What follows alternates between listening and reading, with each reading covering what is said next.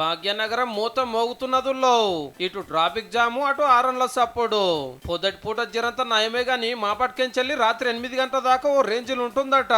హల్కగా చెప్పాలంటే ఉండవలసిన సప్పుడు కంటే డబులు. హైదరాబాద్ త్రిబుల్ ఐటీ కాలేజ్ వాళ్ళు పట్నమంతా తిరిగి ఏడు ఎక్కువ సప్పుడు ఉందో దొరకవచ్చి రిపోర్టు పబ్లిక్ లకి ఇడిచిండ్రు. ఈ కొసకు గచ్చిబౌలి నుంచి ఆ కొసకు ఉప్పల్ దాకా అటు జీడిమెట్ల నుంచి ఇటు ఫలక్నామా దాకా మామూలుగా లేదట మోత. కంపెనీలకెళ్ళి కొంత బండ్లతోటి కొంత. రోడ్ల మీద ట్రాఫిక్ జామ్ అయినా మనోళ్ళు కుయ్య ఆరన్ కొట్టుడేనా ఆయే. సిగ్నల్ వాడి ఆగినా చేతులు గులగుల పెడతానే ఉండే. మళ్ళా సోకుల కోసం డొగ్గు బండ్లకు ఎరైటీ గొట్టాలు పెట్టుకొని ఆరన్ కొడితే సప్పుడికే అదురుకుంటారు పక్కకున్నోళ్ళు. పోలీసులు దొరకబట్టి పొతం పెడుతున్నా ఆగుడనే ముచ్చటే లేదు.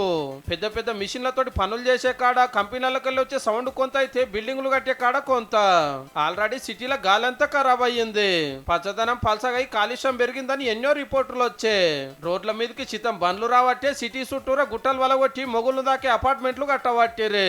అటు ట్రాఫిక్ జాము ఇటు గాలి కాలుష్యము కొత్తగా సౌండ్ మోత. గిట్ల అయినాక పట్నం ప్రశాంతంగా ఎట్లున్నట్టు చెప్పుండ్రి. ఇది కంట్రోల్ చేస్తానికి బరువులు మోయవలసిన అవసరం లేదు, సముద్రం ఈదవలసిన తిప్పలు లేదు. అక్కర్ లేకున్నా హారన్ కొట్టకుట్టా శాతనైన కాడికి పచ్చదనం పెంచితే మన సిటీకి మనం చేసే గొప్ప సేవ అదే అవుతుంది.